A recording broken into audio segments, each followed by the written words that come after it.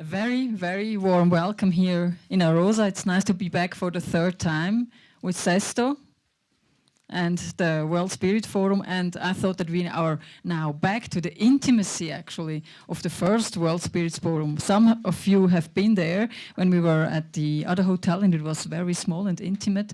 So I hope you kind of like it. And 3 days. And I said before, we will not be here together all the time. It's a different scheme that we have that last 2 years. So we will be working very much in workshops and work for that declaration of Arosa. And within the next hour, different people will let us know what is important, how are we going to work on that. And I will give you a bit later on some practical information that you might need for the next 3 days. But I think now we would like to start with the start ceremony, and it's with Audrey Kitagawa, Ashok Ganjaden, and did Uncle arrive? Because you said no, then it's just Audrey and Ashok, please.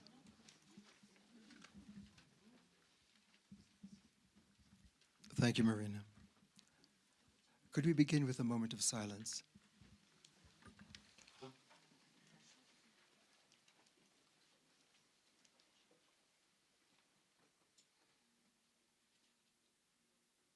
Well, this wondrous opening moment is really ceremonial and ritual, and we're just trying to celebrate the historic moment of global spirituality and global spirit, and the importance of the Global Spirit Forum. And we are hoping also that Uncle will be with us, who comes out of the Eskimo indigenous culture and is a high-level elder shaman, to beat the drum, but we'll do that at another occasion. And so Audrey and I were just going to reflect with you in the spirit of opening up this energy of global spirituality. And it's very clear, the reason why this is so historic is that we've crossed into a global age.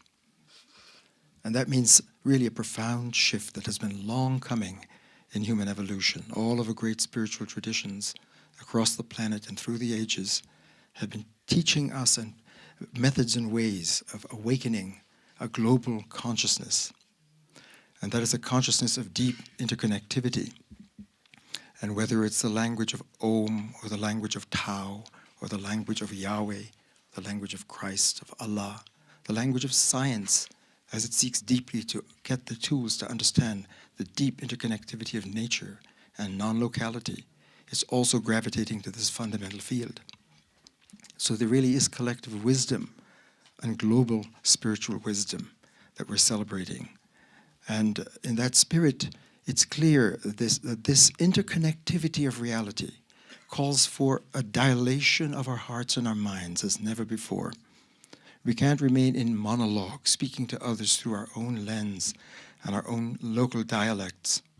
Global consciousness calls upon us as global citizens to open that mind to a deeper dimension of interconnectivity, where we can entertain multiple worlds and alternative worlds in one dialogic consciousness, and reminding us, whether it's Buddha's message or Jesus' message or Krishna in the Gita, all across the board, Lao Tzu, all of our deep African traditions, indigenous worldviews, are all invoking us to open up the space to come into connectivity where we become true humans. So this is what we're celebrating in this gathering.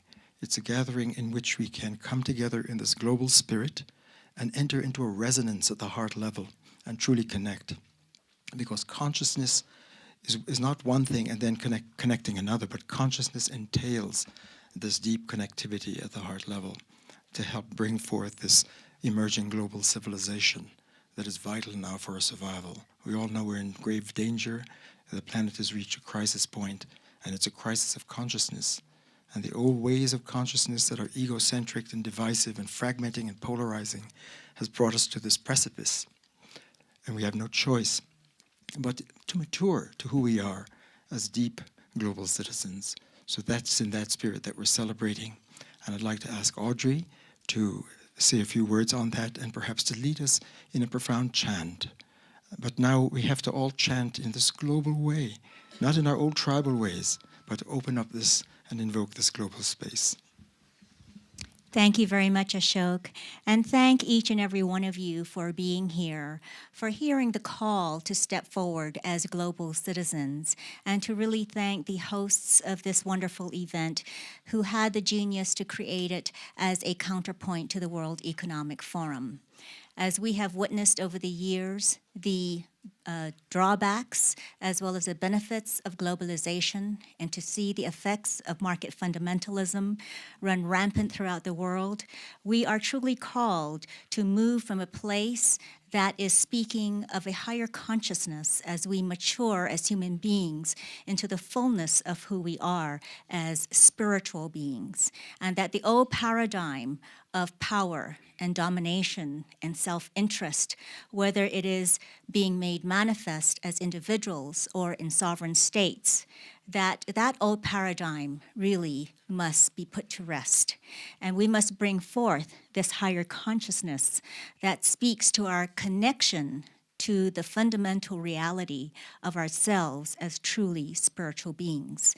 And as we step into the shoes of global citizenship, we come to realize that for all of the wonderful works that we try to do that will manifest our collaboration, our networking in ways that will speak to caring for each other, having compassion for each other, and moving through life with a mindfulness that we are all one human family sharing one human earth, and that we have to have the respect for Mother Earth because she's the only mother we have.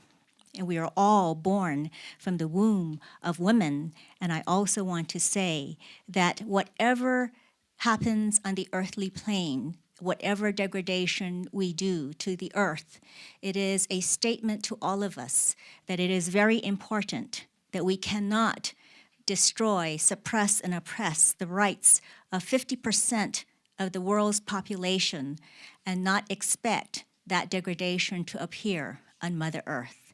And so this is a call also for men to open the door that women may step through, and to honor and respect women, for we all have been born from the womb of women.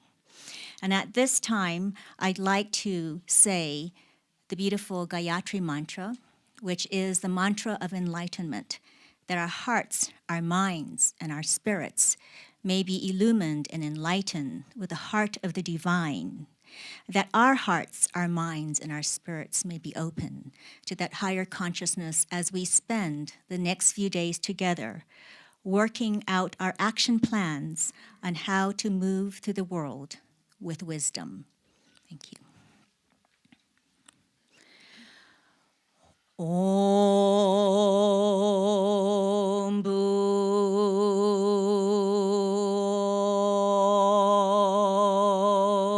Bhuvaha Om Swaha Om Maha Om Janaha Om Tapaha Om Satyam Om Tat Savitir Varanyam Bargo Devasya Dimahi Diyo Yo Noha Prachodoyat. Om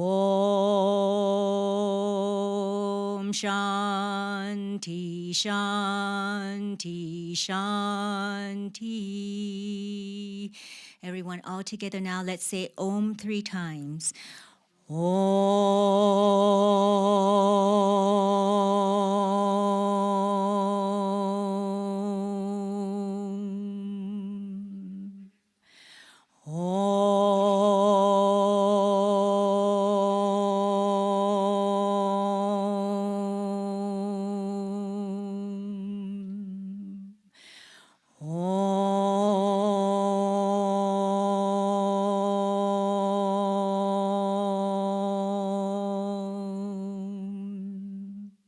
Let's all say peace together 3 times.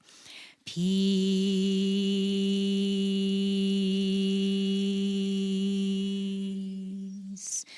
Peace.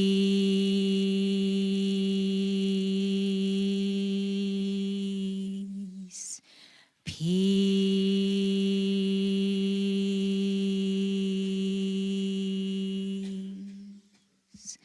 Om, peace, peace, peace.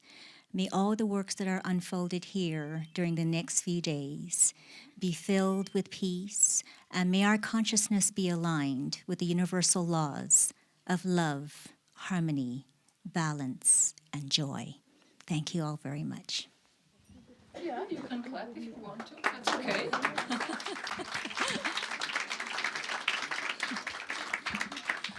Thank you very much to Audrey and Ashok. And there are 3 people between many, many others that have worked really hard to make this World Spirit Forum 2006 possible.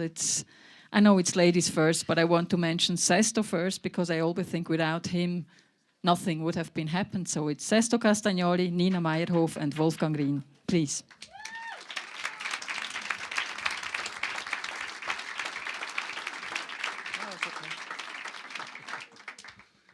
Welcome to Arosa. It is nice to have you here, and many of you are already the 3rd time here, and this is absolutely wonderful, because when we started this forum, we had always the feeling that we should be one family, and I think it was always the last 2 times, but I don't want to talk too much now. I want first to give the word to Nina, ladies first, and then to our guest Wolfgang, and then I say a few words again. I want to say welcome. It's really a pleasure and a joy. I see so many faces. I know it's a family reunion, and so I feel great gratitude for all of your presence. And as you know, the title of this is Collaboration in Consciousness. So I was reflecting on what is the internal meaning of that. And when we think of collaboration, conscious collaboration, it means we have 4 strands and we agree to work together.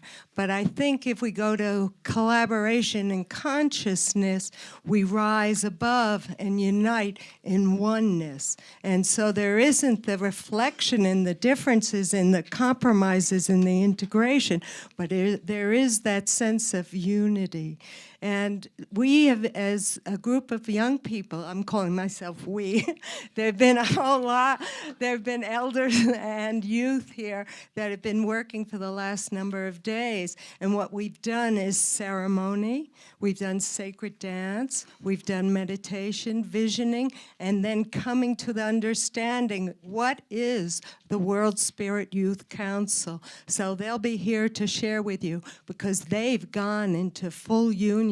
It was a miracle process to watch, to be a part of, and to know that this is a seed and a birthing of a magnificent flower that you're going to get to participate with.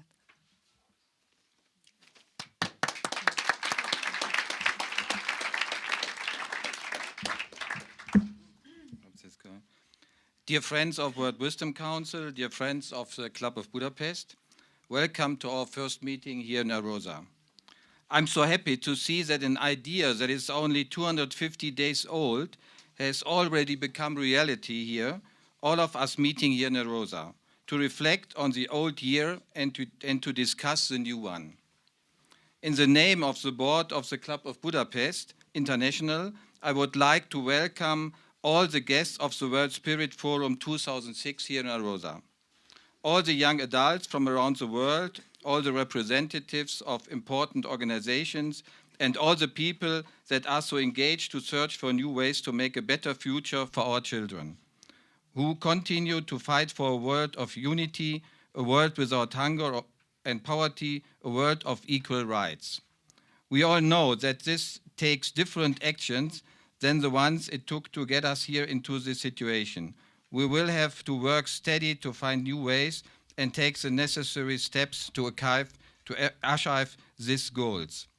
Since 2004, the World Wisdom Council of the Club of Budapest became a very important forum for discussion, gaining international recognition. Through meetings in Budapest, during the Evangelischen Kirchentag in Hannover, and invitations from the World Peace Foundation, Masami, and Hiro Sayonji in Tokyo. It makes me especially happy that both are taking an active part in our meeting here at Arosa, creating a new civilization. Welcome, Masami Sayonji. The members of the World Wisdom Council will meet this year in Toronto as well, possibly in Israel. In 2007, we will meet in Turkey and also in Monterey, where we will take part at the Culture and Social Forum. This makes me especially happy. The Club of Budapest is an important partner of this international forum, and I'm happy that Gaston Melot, the general manager of this forum, will be spending these days together with us and here in Arosa. In the beginning, there was an idea and a vision which became a concept, and that concept turned into an invitation.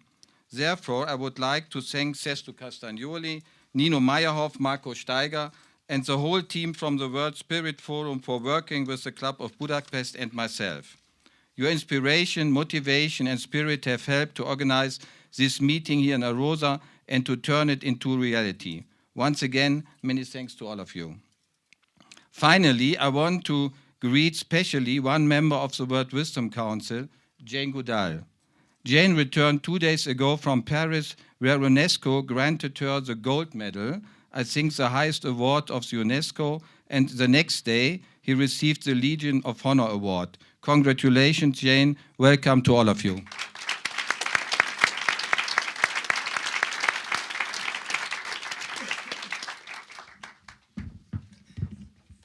Thank you, Nina and Wolfgang, for your wonderful words. I would first like to thank Wolfgang very much, because we had this idea about, as he said, a few hundred days ago, to make the foundation, to lay the foundation stone of this World Parliament of Spirituality here, or whatever we would call it then, because it is a title to work, it is not a fixed title. And these 4 days we will stay together and work on this. The World Wisdom Council is one part, and they are the first time here, and we are very honored to have the World Wisdom Council here with us in Arosa. We have the World Spirit Youth Council, which Nina made a great work as well the whole year for this applications form, to have really the first time forever a spiritual week. There are not only these 4 days here, there are 1 week here to get this spiritual work done with the youth, and I think all of us will feel it when we have them around us now, these 4 days. Then we have another group, which are different organizations from the whole world, and we will have with the friends, VSA friends we call them, who are the fourth group, really a mix, which is good. And I would love to tell you as well that we have with Sabine Bredemeyer somebody here who is very experienced to work with big groups, and in these 4 days we will try to reach our target to get this declaration of Arosa. And on the end, I wanted to say all of you, thank you for coming. And Marina told me, and I would like to say it, that we have to see all speakers, that we make it short, because we have already half an hour delay, and so I'm finishing now. Thank you for coming.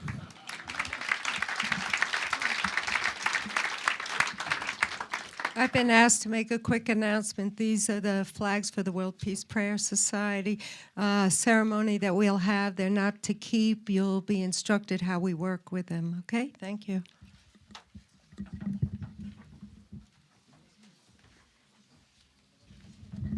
As Sesto did, as how I said it, to make it quick, we keep on going with that. You have already seen Ashok before. He's here, he has different ways why, but one is certainly he's one of the co-founders of the World Wisdom Council, and he's talking about the importance of the World Wisdom Council. Please.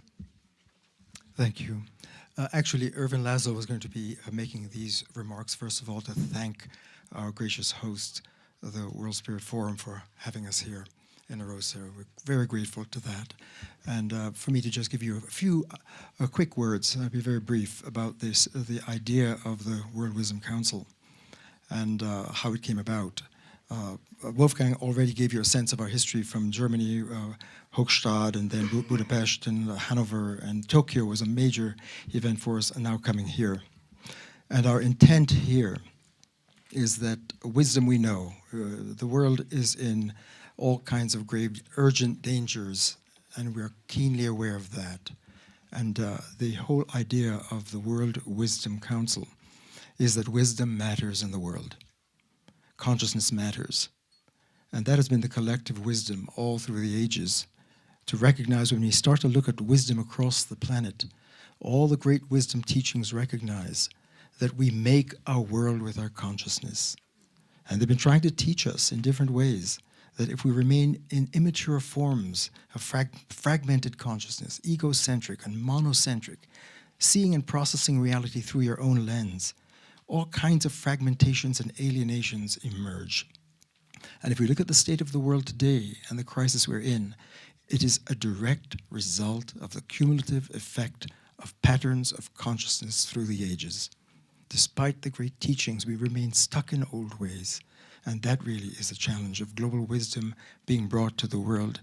Unless we can shift the lens of ourselves and culture in a mass way, there is not going to be much hope for bringing the kind of culture that's sustainable. So that's the urgent vision that leads the Wisdom Council and brings us together. And we are here in Arosa to actually make a tangible strategic plan. We came out of Tokyo. It was an amazing event in Tokyo for those of us who were there, because it was working with the Go at Peace Foundation to actually have the temerity to say that we are here to stand for the coming forth of a new global civilization, the very one that's based upon global consciousness in a mass way. So when we left, we had this resolve that we have to work to help bring a critical mass of global awakened citizens across the planet at all levels, from leadership to grassroots. And we're here in Arosa to now take that into an action form, wisdom in action. And we need your help and your support in order to try to bring that out. And the key for us is networking.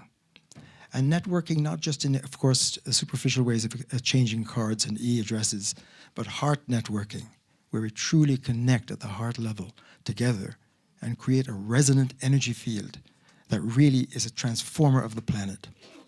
That's what we mean by consciousness matters. When we hold the intent of this global consciousness and we become global beings, something profound begins to happen in the causal transformation of the energy of the planet. And it's not just a matter of numbers. If we hold that intent, it can create a tsunami of love and light across this planet. And that's what we're here to try to help facilitate, because it's happening, but it needs to be consciously tended. And it's in that spirit that we're here. So we're very grateful to our host, and we thank you all. Please help us in every way you can while we're here. Thank you very much.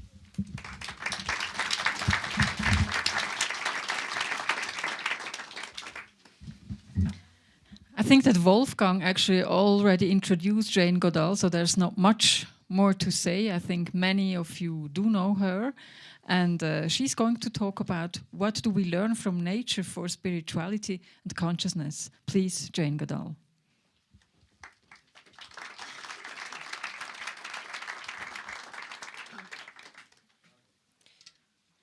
Well, it's wonderful to be here with all this beautiful snow. We've been through nature. We were thinking about the people who built that railway line that we came up in, wondering if any of them fell and died. It was a very tricky engineering job. I've been very fortunate in my life. From childhood onwards, I've been very, very close to nature. As a child growing up in England, we didn't have much money, but we had something much more important. We had quite a large garden with trees. And I used to climb the trees and feel that when I was up in the top branches, I was closer to the birds and could listen to the wind and the rustling of the leaves. I took my homework up there. I took my worries and fears up there, and I took my happiness and joy up there. And then through a long series of events which aren't important, I ended up in a paradise. I ended up in the Gombe National Park, the forests of Tanzania, with the opportunity of learning about chimpanzees, our closest living relatives.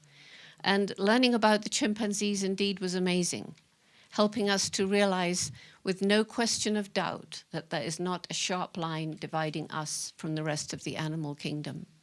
It's a very blurry line. The more we learn about the chimpanzees and other amazing animals with whom we share the planet, the more we realize we truly are unique and yet not as different as we used to think.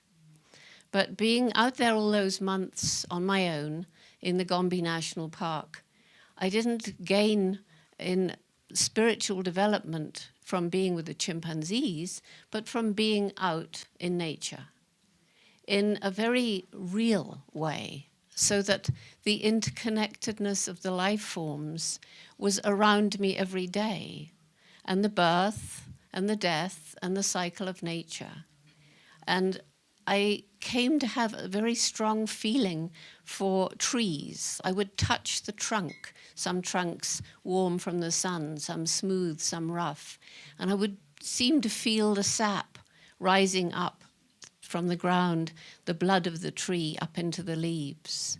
And there would be old dead trees that had fallen, but were clothed again in glory with the vines that crept up around them and dressed the nakedness. So as I was in this wonderful world of nature, I also felt very, very close to that great spiritual power and could get great strength from it. And the strange feeling of being able to lie on the beach of Lake Tanganyika and look up at the stars and feel very tiny, just a tiny, tiny little speck of life in this whole amazing universe that I seem to see up there, and yet have this extraordinary brain and this seeking spirit that could understand sort of the meaning of life, why we're here, how each individual matters. I think one of the things that is so tragic in the world today is the number of children who grow up completely divorced from nature. Not just those in the inner cities surrounded by concrete, but those in some of the most affluent homes who could indeed go out and seek this spiritual food of nature, but choose instead to sit in front of their computer screens, to learn through virtual reality instead of true reality. I honestly believe that nature, the green leaves, the song of the birds, the feeling of the wind, the breathing of air as clean as we can manage today, is really important for healthy psychological development. They've done studies that show that if you put a child who has many behavior problems into a green environment, that some of those behavior problems start to disappear. There's something that feeds our spirit. We all know, everybody here, that we're destroying the planet. I look at my grandchildren and think how we've changed the world since I was their age, and I feel this deep pain. And it's so important to have this global consciousness. We will never have peace until we can learn to live in harmony with the natural world, because there will always be fighting for resources which are getting less and less and less. And those are the challenges that face all these gatherings, people coming together like we are, trying to seek solutions. They are huge problems, huge problems. And so I'm just hoping that the next few days, that the synergy of the people here, the hopes and perhaps the fears that have brought us together, we can somehow seek together to find solutions, to enable us to stop harming. As you said, did you talk about Mother Earth? Yes. We have stabbed Mother Earth again and again and again. We're watching her lifeblood dripping out, and we have to get together and mend those scars for the sake of the children.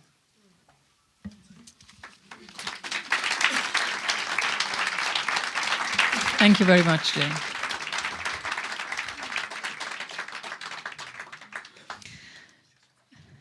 I saw you saying yes several times while Jane Goodall was speaking. It's Masami Sayonji. She's the chairperson of the Goi Peace Foundation and World Prayer Society. Ashok already talked about what happened in Tokyo before. And you're going to share a few thoughts with us about creating a new civilization, collaboration in consciousness, which is the title of these few days. So please, very welcome. Dear friends, it is a great honor to be here today for the opening the World Spirit Forum. I'd like to offer my sincere gratitude to the organizers, the World Spirit Forum, for making this gathering possible for all of us today. The theme of this forum is very much in alignment with the initiative Creating a New Civilization launched by the Goi Peace Foundation last November. I have heard that there are close to 30 youth leaders from around the world who are with us here today. Much inspiration will be gained by listening to the precious gifts they will be bringing and sharing with us. As I reflect on the World Spirit Forum, I realize that there is one common theme which connects us together. It is our interest in the concept of spirit.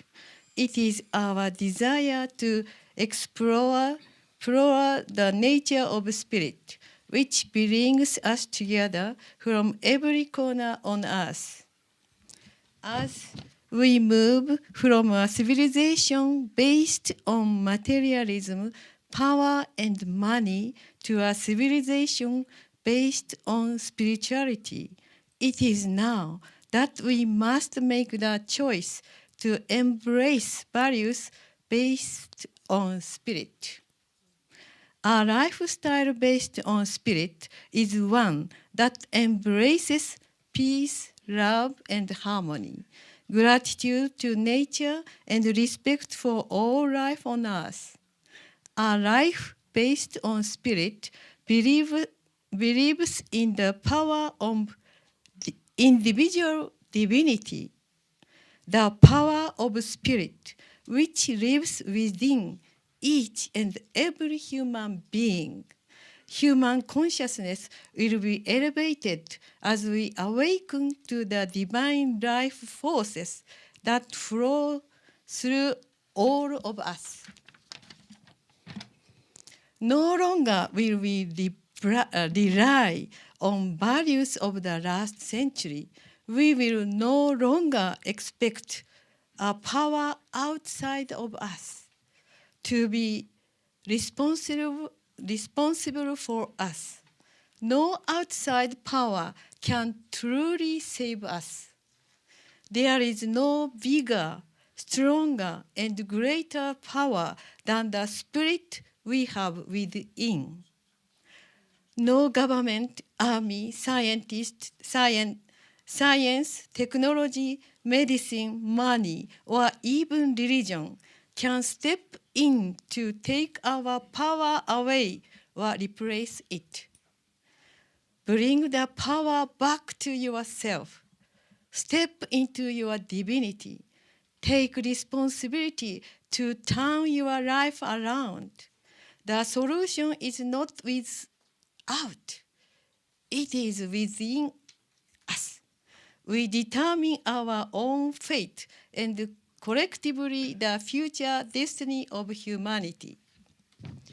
It is now to switch your power on, no matter how much pain or suffering you are in, to know and live in absolute truth that you are all powerful, that despite your struggle, your true spirit continues to shine infinitely.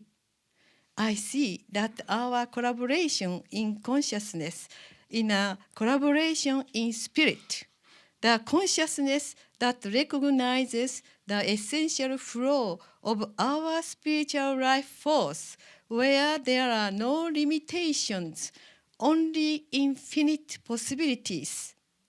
Through our consciousness, we will bring spirit back to the people, dignity and respect back to individuals, solve problems with the power and wisdom of spirit. In the next few days, we will tap into this high-dimensional consciousness, expand it, elevate it, and magnify it. Youth and elders alike will harmonize in a symphony of conscious spirit in service to humanity. Let us embark on this magnificent journey together. Thank you, and may peace prevail on us.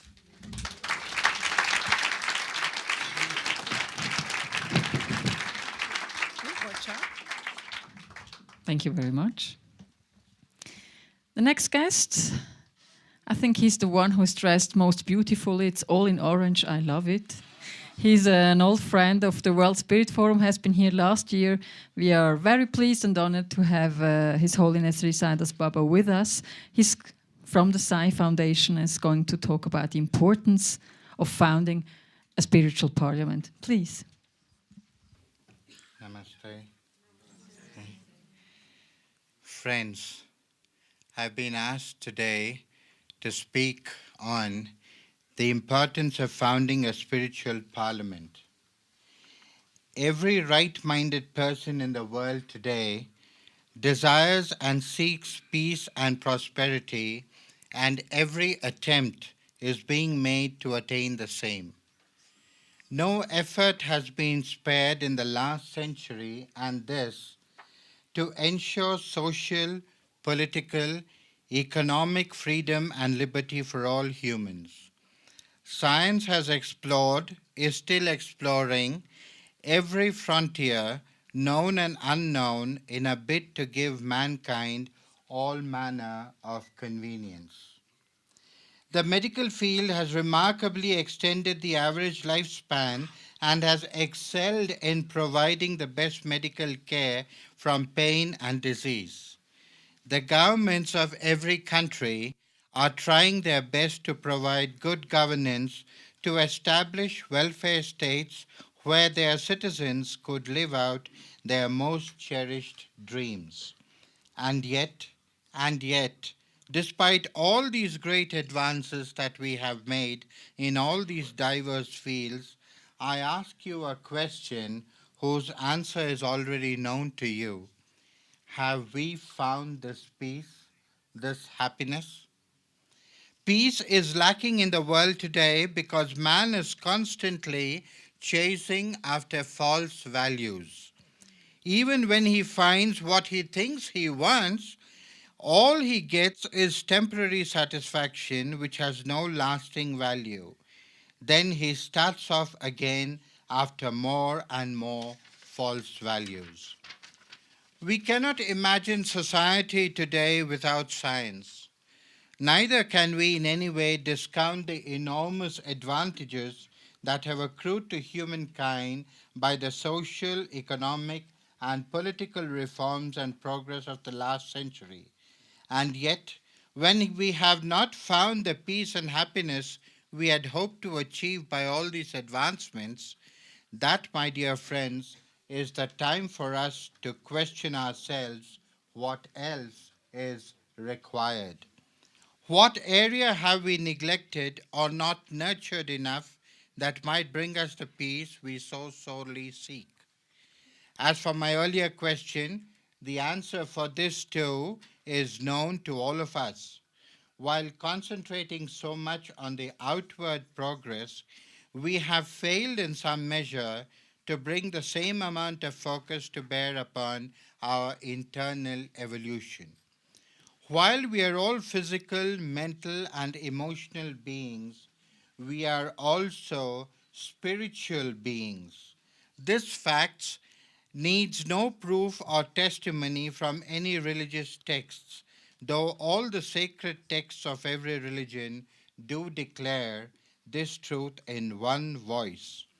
Even those that disbelieve in any religion cannot deny the existence of themselves, that every feeling of existence being the spiritual basis of all things. And while we have carefully nurtured all the other aspects of our being, we have neglected the spiritual component of ourselves. It is this great lack, I would say, that is the single most cause of the unrest and unease we see around us. We are not, indeed we cannot, be whole unless every aspect of our being is fully and completely developed. In life, man loses sight of God and seldom stops to consider the purpose of life. But if you make contact with God, your life will begin to change. That source of unlimited divine power is there for each and every one of us.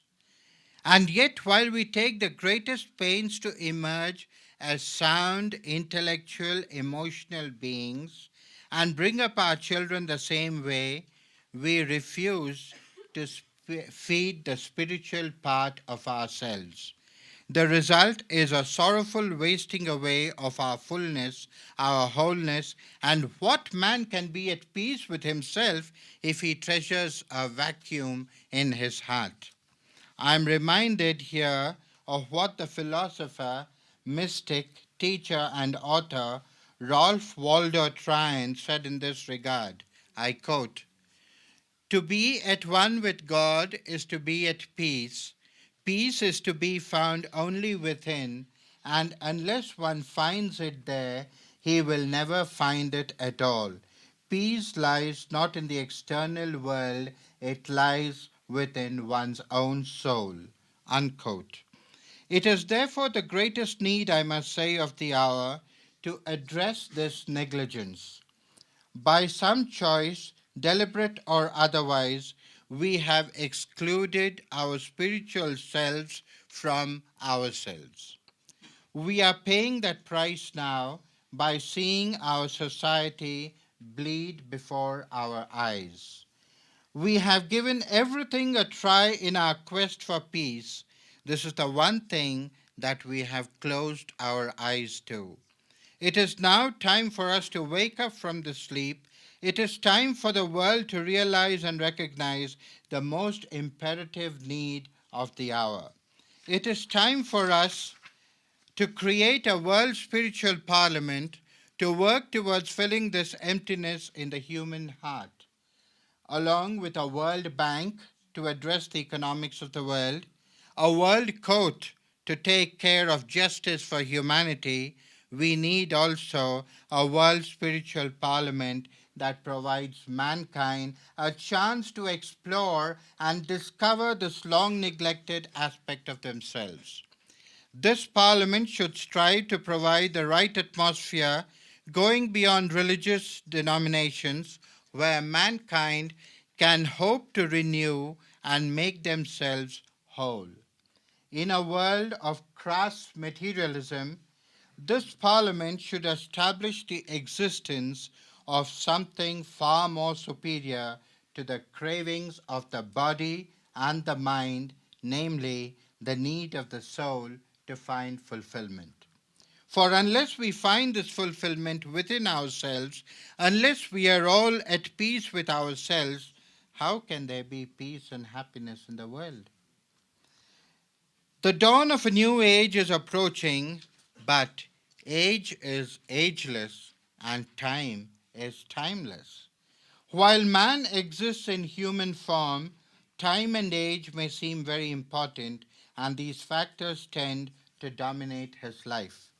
It is vital that we become convinced of the necessity of founding a spiritual parliament, and I shall consider my task well done today if I have succeeded in sowing this idea in your minds.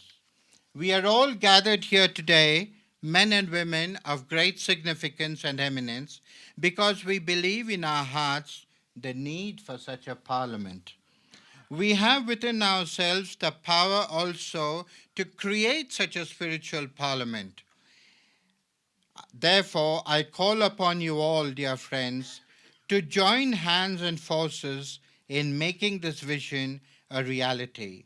After having recognized the importance of founding a spiritual parliament, knowing that we are in full possession of the resources required to create one, we cannot simply sit by and do nothing.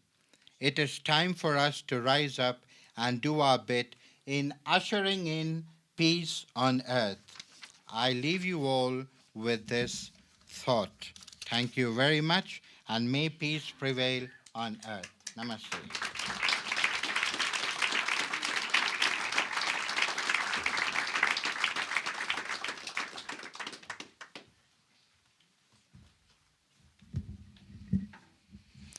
Diane Williams is here from the US. She works as a co-founder and chairperson of the NGO Committee of the Spirituality, Values and Global Concerns at the UN. And that's actually what she's talking about, spirituality at the UN in partnership with the World Parliament of Spirituality. Please.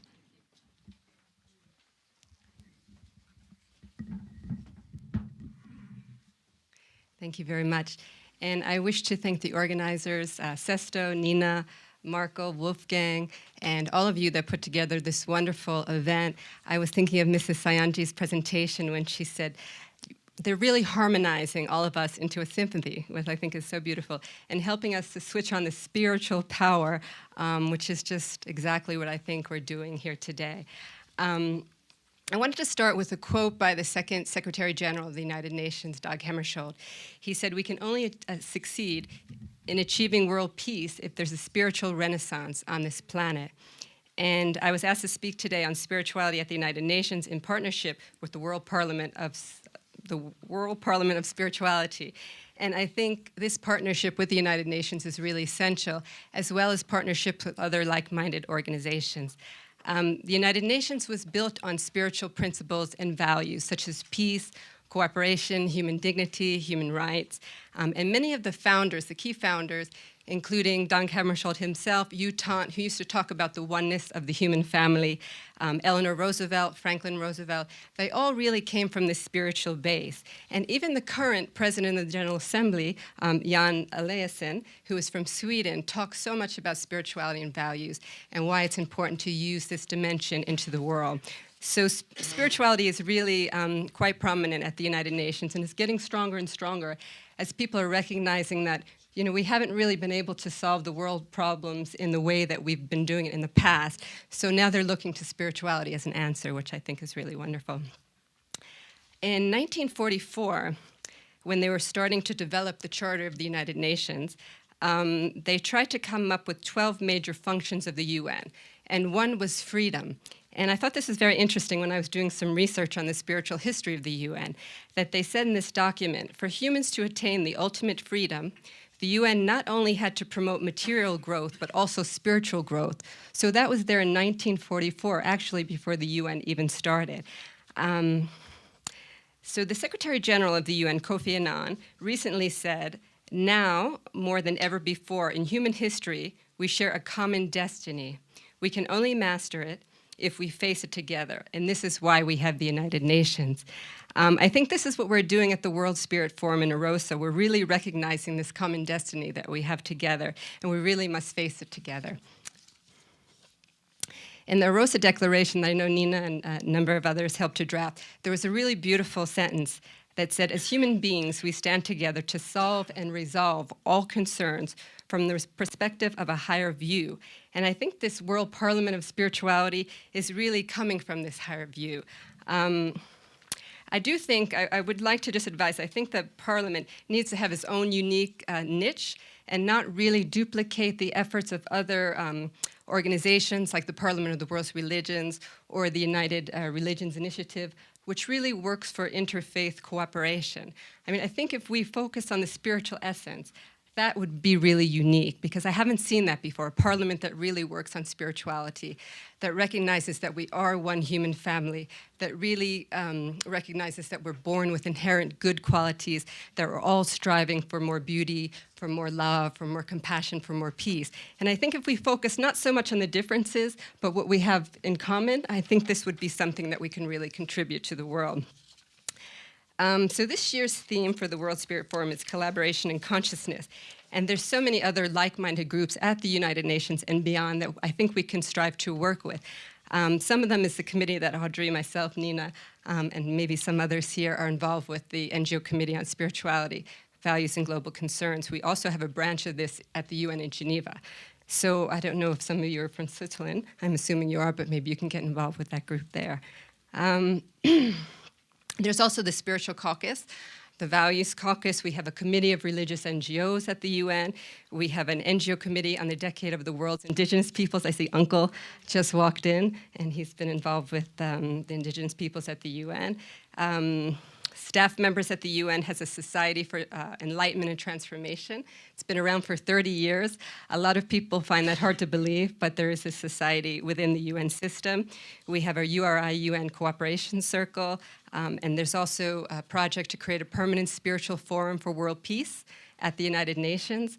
That would be made up of different spiritual bodies, spiritual organizations, religious organizations, all working together to try to create peace at the UN. So that exists, or that's a dream that people are trying to actually manifest at the UN.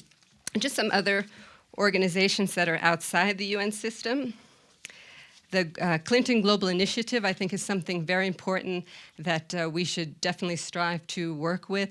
They met recently in September when they had the Millennium Summit at the UN, which was the largest gathering, hi Nancy, of spiritual and, the largest gathering of world leaders. Presidents and heads of state came together, and former President of the US, President Clinton, tried to form a gathering at this same time, and business leaders, scientists, religious leaders, everybody came together and strived to make commitments. And they actually raised $2 billion in commitments.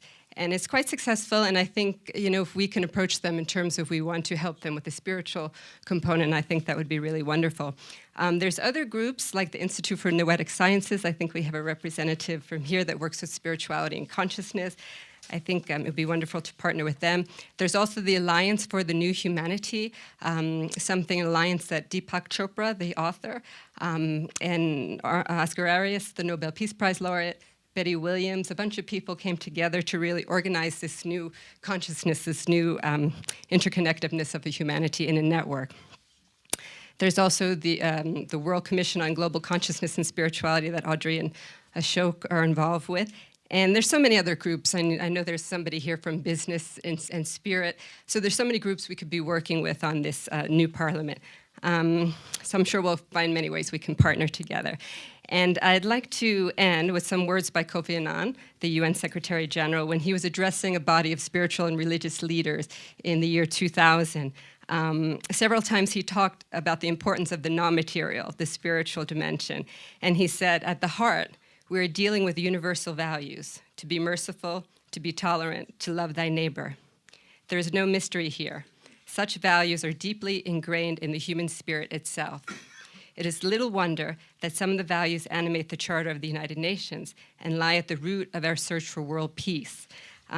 Finally, he said, when he was at an event for Dr. Martin Luther King Jr., he said, now we are faced with making our world spiritually one.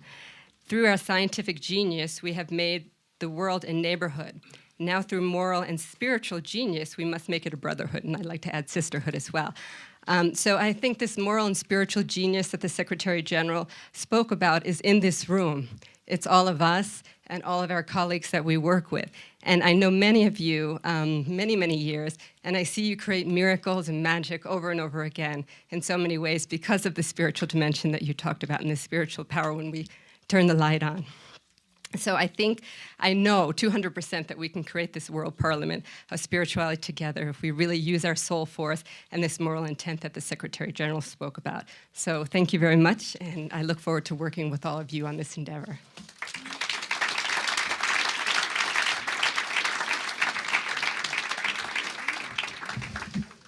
Thanks very much for some very clear and concrete propositions how this could go on. I think that's a very important point, because being here, just 120 people, it's one thing, and spread it out, that's something really different, and it's what it needs.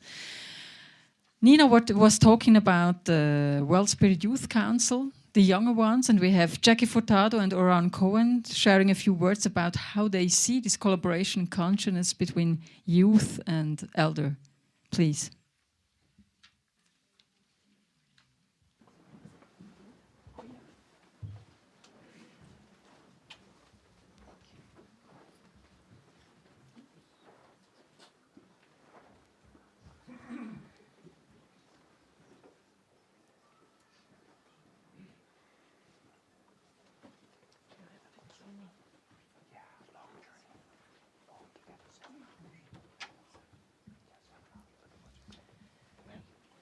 Three days ago, I was Jacqueline Furtado from Australia. Today, I stand before you as Jacqueline Furtado, a member of the World Spirit Youth Council. For the past 3 days, 25 young people from 18 different countries have been working together on the foundations of a powerful spiritual youth movement. We'd like to show you the result of those 3 days.